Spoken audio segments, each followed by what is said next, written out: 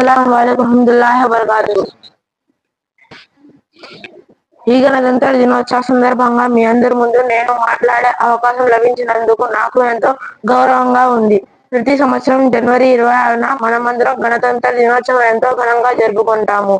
ఈ రోజున 1950 జనవరి 26న మన దేశానికి సొంత రాజ్యాంగం అమల్లోకి వచ్చింది. మన రాజ్యాంగం కేవలం ఒక పుస్తకమే కాదు, ఇది మన దేశానికి గర్వం కూడా.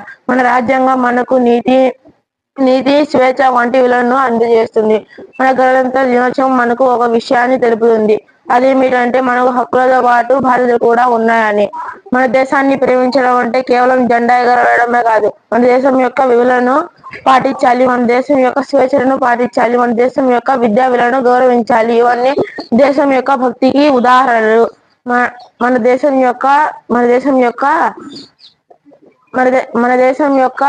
అభివృద్ధి మన యువత చేతుల్లో ఉంది. మనం నిజాయితీగా చదువుకొని మంచి పౌరులుగా మారితే మన దేశం ముందు ఎంతో ఆగ్రహ దేశంగా మారుతుంది.